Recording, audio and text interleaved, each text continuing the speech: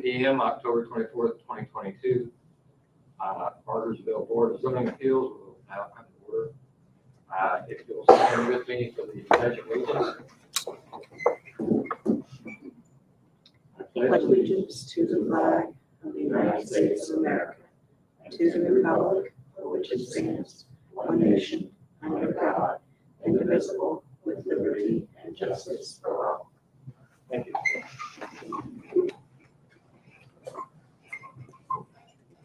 Roll call from my far left. Far left, let's speak. Eric Arnold. Rowena Humbert. Mary Hughes. John Mancock. Do we have anybody? It's actually just four.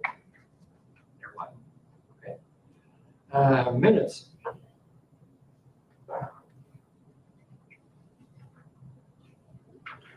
I'll make a motion to pass the minutes as presented. I'll second that. I have a motion before the board and I have a second. Further discussion? From my far left, roll call vote. Eric Arnold, aye. Rowena Humbert. Aye. I can't vote on this, correct? Even though I was not. If you've reviewed them, you can. John Mandelbach, aye. Oh, Mary Hughes, sorry. Got identified it. Okay, old business. Old business item, which is docket BAR-384-2022, Parkview Estates Lot 57 driveway variance. The petitioner is requesting a development standards variance to permit a second residential driveway. The subject property is located at 397 Schoolhouse Lane. Property is zoned R1. Petitioner is Michael Palmer. So just as a brief recap, the BZA held a public hearing on this case back in August. And after a discussion with members of the public, the board, and the petitioners, the petitioner requested and was granted a 60-day continuance to tonight's meeting so that they could meet with town staff and the utility department to discuss their proposal, which encroaches on that drainage and utility easement on the western part of their property. So staff and the utilities did meet with them in early September to go over options, and the petitioner submitted revised variance requested site plan. With this revised site plan, there are two additional variance requests for the board's consideration tonight. In addition to having that second driveway cut, they would also be proposing a gravel parking area for their RV, as well as parking that RV within the side yard setback. Those are two additional variances. That site plan is on your screen and in your packets for your reference. The area proposed is still the same, the difference being that there would be proposed gravel instead of an accessory structure like was discussed, and there will be some supports for the RV to park on. I'll let the petitioner go further into that specific proposal. As you see, the utilities did review at an initial level to see if they had any major concerns with this proposal, and at this time they did not have any concerns with the proposal. This would still need to go through the formal encroachment process separately from this. The board is not approving the encroachment approval or anything like that. Board is only focusing on these three variances, but that would be a process that would follow after this, specifically related to the encroachment. But utilities didn't have any concerns with the gravel area and retaining the existing concrete, but leaving an area that they could easily work with that manhole and all that. The four decision criteria are on your screen and in your packets for your reference.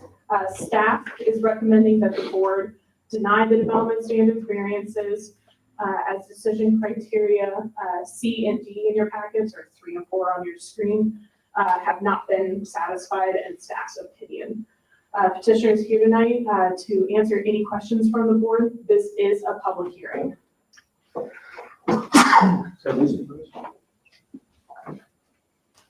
Before we get started, you ask anyone if they're here.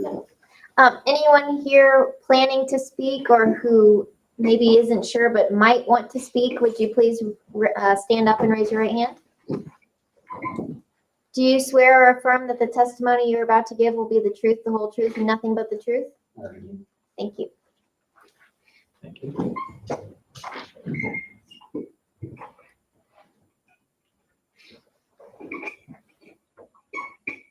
At this point, if,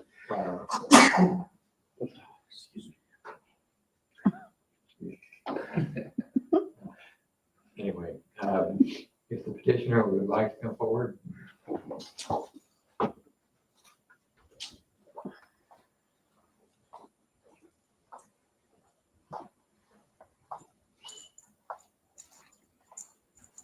If you would. Thanks again for meeting us. My name is Michael Palmer, current owner of the property.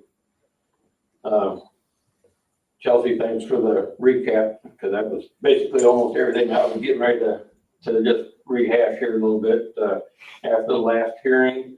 And within a few days, I found off-site storage for my RV that I had in front of my property to be in compliance with the ordinance that was shared in the last staff report. Then I worked with the town to partner finding the best path forward for my application. I had a meeting with the town representatives and we discussed, how I could possibly go forward. It was shared at that time that there are utility pipes that run along the back and west side of my property, which are also abnormally close to the house, that causes the setback issues. This caused concern with the structure being built to store my RV within. This is due to the structure would need to have footers, which would have to be placed in the ground, and the utility company had concerns that my footers might impede or encroach or get into the piping. So that's why I revised my application to include parking my RV on the side yard with no structure. It was suggested at the meeting to use gravel would be a better option than concrete beside the house. This would allow easier access to any piping if needed. This is why I'm revising that part of my application to include gravel in the proposed area instead of concrete. I reiterated that I would remove and re-pour any concrete needed near the existing manhole cover that would allow it to be raised and flushed with the concrete. If approved, I will sign any agreement with the town in regards to the current concrete in place and the needs for the town to access this area in the future. After the meeting, I revised my documents per the discussion and resubmitted them. I completed the second revised mailing notice packets. Additionally, I spoke to my immediate neighbors again about my new plan. There were no objections or concerns with the original nor the revised plan with any of my neighbors that have any view of my property. I checked in and followed up with the town to ensure all the steps on my behalf prior to the meeting had been completed. And that brings us here. So after working with the town to revise my plan based on the suggestions of the best way to move forward, there being no concerns from the utility department, which is Exhibit B, I hope you approve my application so I can continue to move forward. Thank you. Any questions, comments?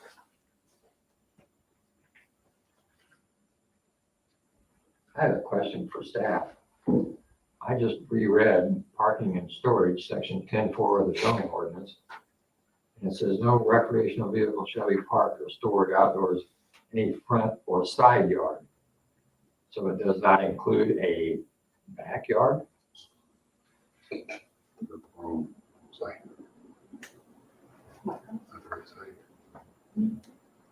Yes, that would be correct. It only restricts it, that section in the front and the side yard. Is this proposed gravel considered side or back? Side. Side. Okay.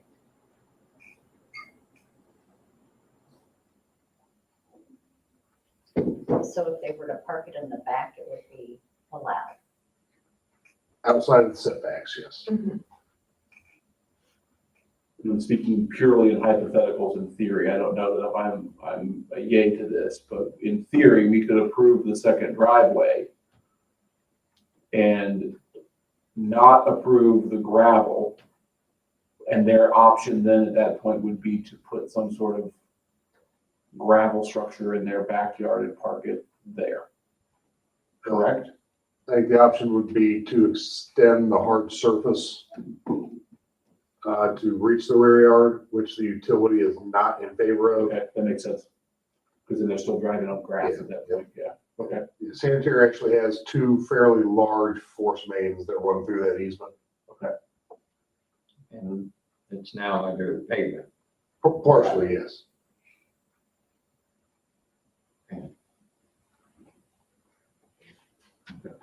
That's not our decision this evening. No, that's before the town, not necessarily the BZA. So what we are faced with is whether or not we grant variance to allow it subject to town approval.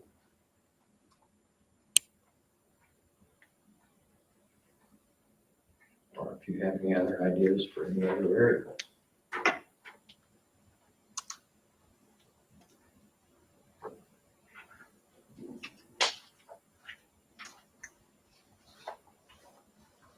If I can just say one more thing, referencing the side yard, if I were to extend the proposed gravel deeper into the backyard, I would still be over the top of the piping, and therefore still wouldn't be able to meet the setbacks because of the location of the piping is irregular to everybody else's home. My home, which is configured to where utility guys said that they've never seen the underground piping so close to a residence. And therefore, if I just extended that gravel further back into the yard and said, okay, I'll put the RV, just deeper into the back and now it's in the backyard, I'd still be over the piping because there's no way that you can turn a 41-foot trailer kind of kitty wampus into that yard. You got to come straight back or it's just not going to fit. So the only other option open is to, if a side yard wasn't approvable, extend the gravel deeper into the backyard, but it would still be over the piping. But at least it'd be accessible. I mean, if the city needed to dig it up, you're digging through gravel, not concrete.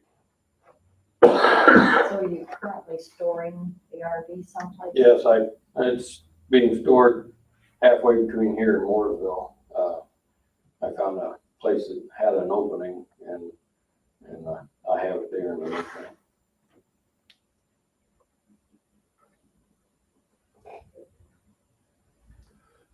In order to make that compliant, the parking area would have to be out of the side yard setback also, so the petitioner said he'd have to make that turn. You have to move it over behind the house, basically. Doesn't have to be inside this line. Correct. Yeah.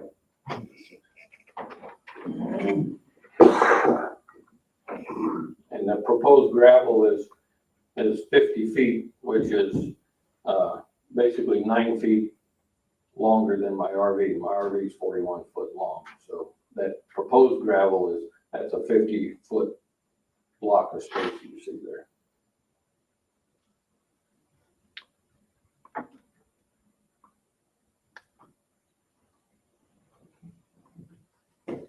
Any other questions or comments?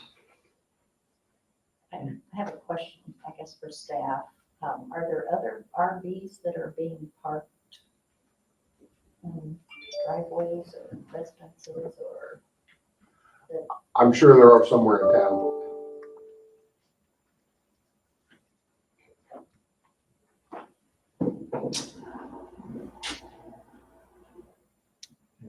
for questions or comments? That's fine. I'm curious to see what the And we will open the public hearing.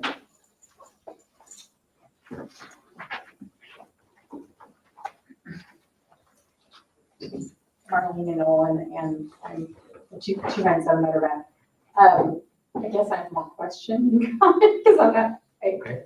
if I heard it all correctly, the staff is saying they're not recommending this. Correct. Okay, making sure I understood that. And the utility said they didn't care so much about what's there now, but they didn't want a structure and that kind of thing.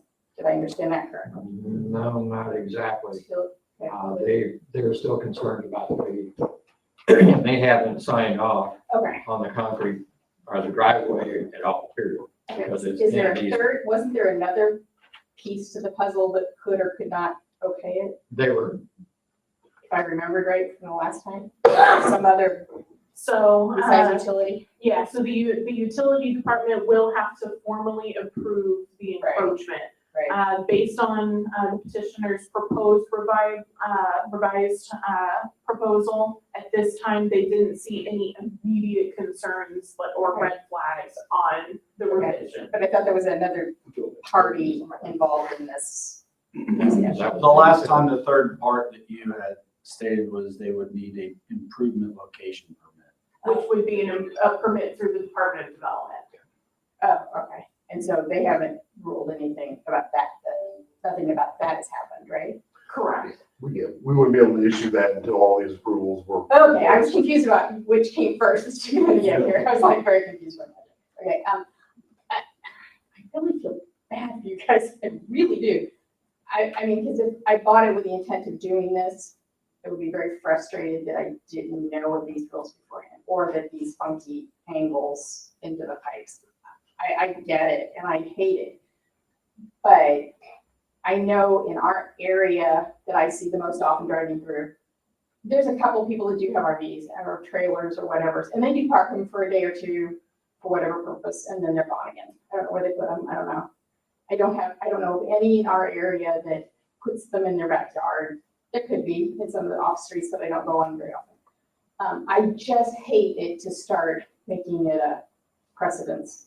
That's kind of the thing I'm biggest concerned about is having it visible. And then you also have the development that will be coming to that west side eventually too, because then is that gonna cause problems for them? And are they gonna say, well, if they can do it, then we can do it? You know, you just kind of start that ball rolling. And that's kind of where I'm at. You know, I don't like HOAs, I don't like rules for a lot of that reason, but there are rules for reasons and to maintain things the way we bought them, I guess. We've had trailers, we've had them in the yard for a couple days, and then they're gone. So I get it, and I hate for him to not be able to have what he expected to have as your property. I just don't see an answer to this that fixes that problem. And I you guys have to make decisions, not me. That's why you get paid the big bucks, I guess. Who's gonna tell me? Yeah, oh, I knew. I've been on your side before, so I get it. Actually, my husband was. So I still am don't want it, don't like it, don't think it's appropriate. I hate saying that being a neighbor, because I don't want to be a bad neighbor. I just wish I could think of a way to fix it for him. So I guess that's all I have to say. Sorry.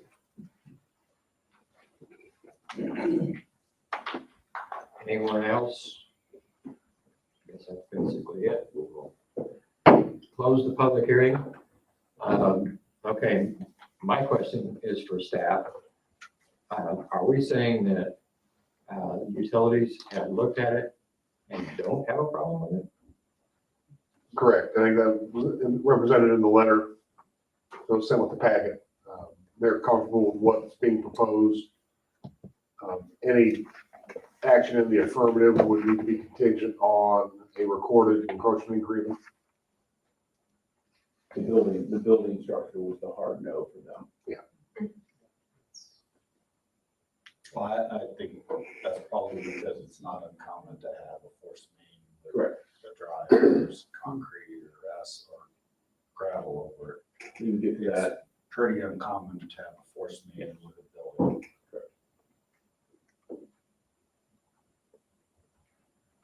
I have a question for the petitioner. Is there a reason why you don't want to continue to store your RV where you're storing it? Just for the security purposes, RV lots are just a place for your, your belongings to get ransacked. There's not a lot of security in any of them.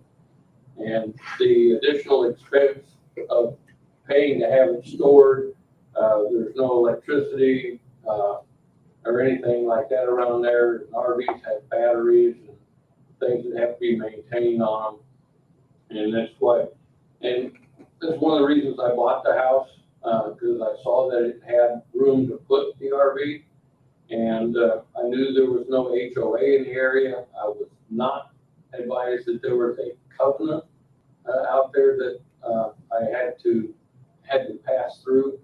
So with no HOA, I didn't see that there was going to be a problem.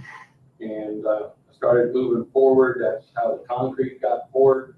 I got a little ahead of the game. Then we found out that, whoop, stop, time out. And so, I went to the expense of putting in what I did.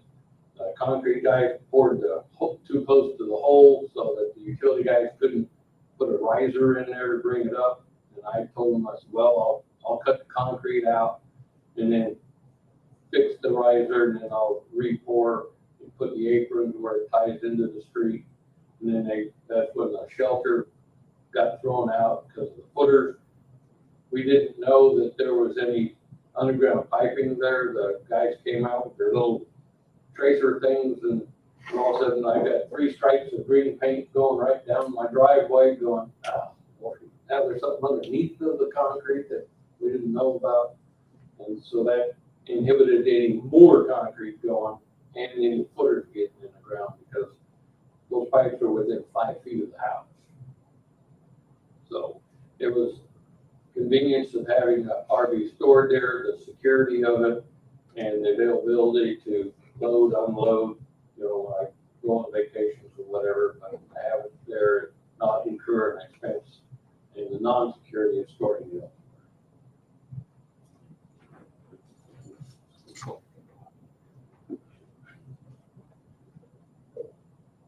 That's all developers there already. Oh, yeah. Since I used to do it.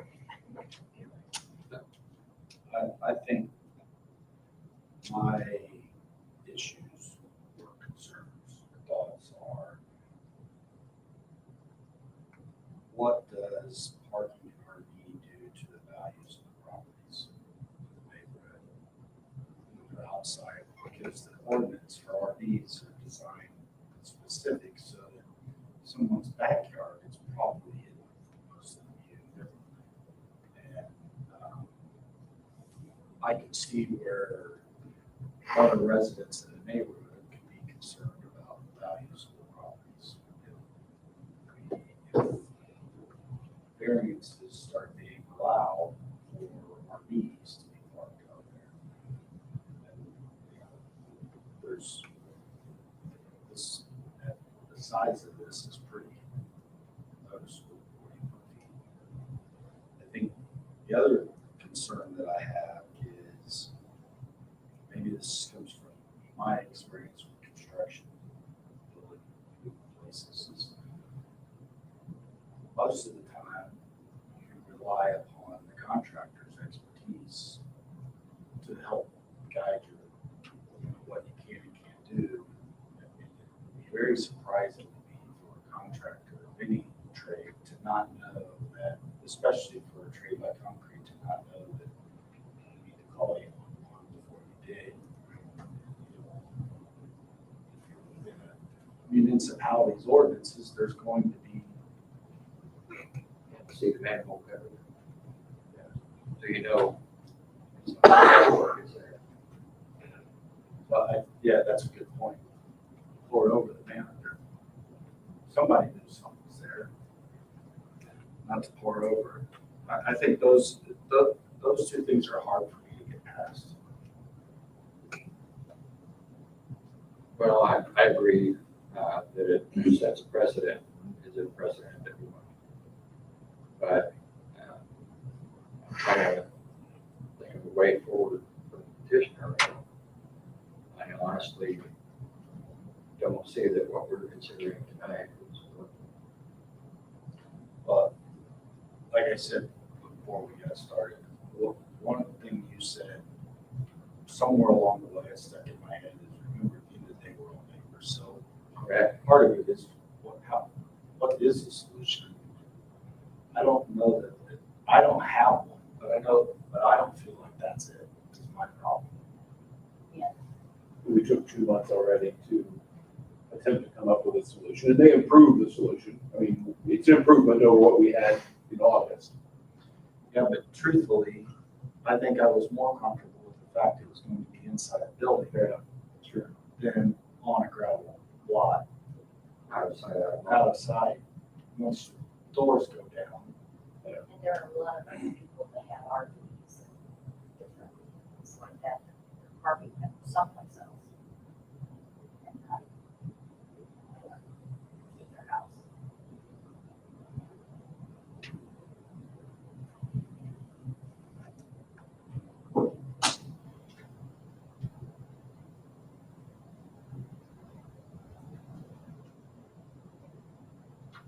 I'll make a motion if you're ready for it, Mr. President.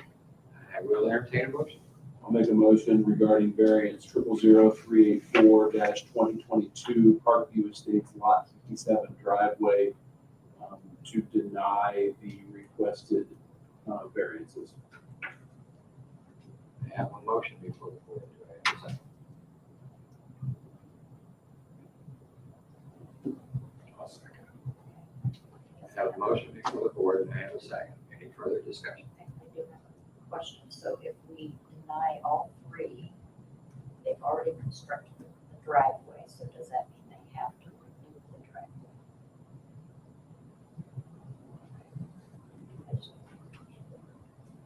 Which I guess that's a very valid point. Now it's a driveway to nowhere. But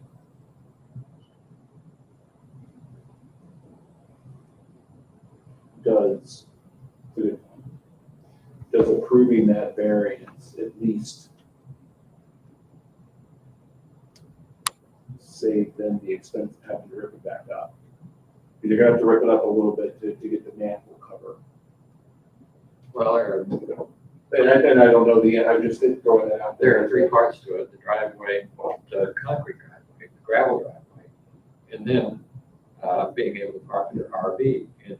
But I'm saying if we approve the concrete driveway variance, second driveway, we approve that. Driveway to nowhere, they as a petitioner aren't gonna do anything with it other than maybe park a car there, I guess you could. But it at least save them the expense of having to rip up the concrete. That's true. You know. Now, they're, like I said, they're gonna rip up a portion of it to get the manhole cover up flush and in line, but at least they don't have to rip up all of it. What benefit does that give them? I have no idea other than the expense of that, if that's even. But I don't think a concrete like that's hurting anything. Well, Again, it's a driveway to nowhere, so it's, in the subdivision, I think it states it. You know, Sure. what driveway. sure, So that's why the variance. 100%, I agree. But at the end of the day, is it really hurting anything? Is it hurting the aesthetics? Is it hurting anything? The only thing it does is set a precedent, Yeah, second, right. and then someone else comes in. But we've also stated that our decisions here are not precedent setting. Yes. Yes, Correct. and we'll continue to say that, but you're going to continue to hear people. Well, I agree. Advocate easy the for other us way. to sit here and say till the second petition comes Sure. in, so we already set a precedent. No, they're I not know precedents. Joe and I have no qualms with repeating ourselves on that until we're blue in the face, but you would hear it, I'm sure. As I brought up at the first meeting, when you come in, enter Schoolhouse Road right off of 144, the third residence in to that end of Park View Estates has a second driveway.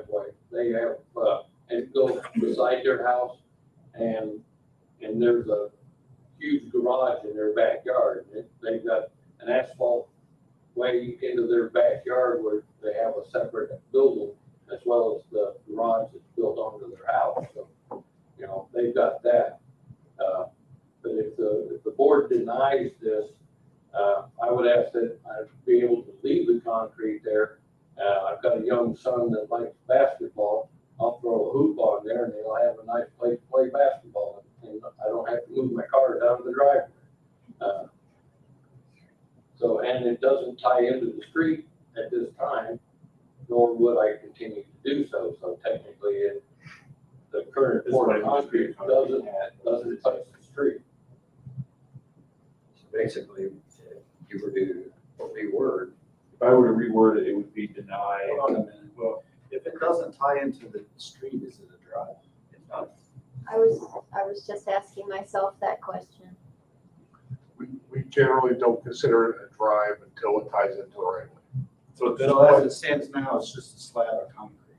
Correct. Is there anything in our ordinances that prevents them putting a slab of concrete where they placed it? Just the easement, with the, utilities underneath. That's a utility problem. Would that be something for the board to address? So we can deny all three if there's no drive. And at this point, if we deny all three, technically they can leave here today and they're still within regulation as we sit today. because it's not It's on a drive. technically a driveway.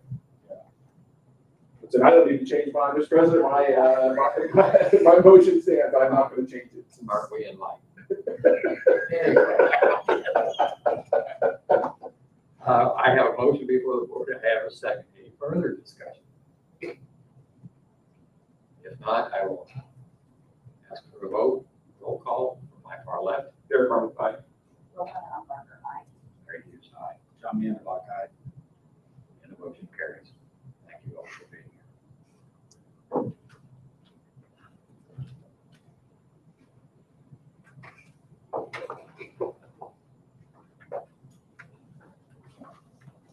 What, 2023? Yes, it is time to talk about 2023, as crazy as it is. We've got our meeting dates up on the screen for reference. This is still the fourth Monday of the month at 7 p.m. like normal. The only exception is on December 19th, is we are proposing to have BZA because otherwise your option would be the 26th of December because we are closed on the 25th, which would be that fourth Monday. So it would normally be the 26th then, and I don't know that unless the board wants to meet on the 26th. Does that mean planning commission then is the 18th? Correct. Calendar fall? Yeah. I'm all in favor of the 19th over the 26th. Does that line up with how we're scheduled this year? Yes. Yeah, this year we've got the December meeting is on Tuesday instead of as I recall. Am I off my rocker, Joe? That sounds right. That she talked for rocket. A little bit of both. Should we meet you're saying meet the 20th this year then? Because Yes. 26th is the Monday after Christmas, and the offices are closed that day, I'm assuming. I have it in my calendar as the 20th. Yep. Yeah. So that's correct. I don't have my phone with me, so. Yeah, we have it on the 20th. Yeah, makes no sense. And we require a vote on that. Is that correct? Usually. Consensus is fine. My consensus. Yes. We're good. Staff doesn't have anything else unless Joe's got something. So that's on us. Okay, I'll entertain a motion. Sounds good. I have a motion to clear. I have a second. I roll call. Aye. Rohan Oh. Umberger, aye. I'm sorry. Very huge. Aye. John Mandelbach, aye. Thank you all for being here. Apologies if we were doing formal. No, that's not. Those are the roll call. I know technically that's the way it was. Well,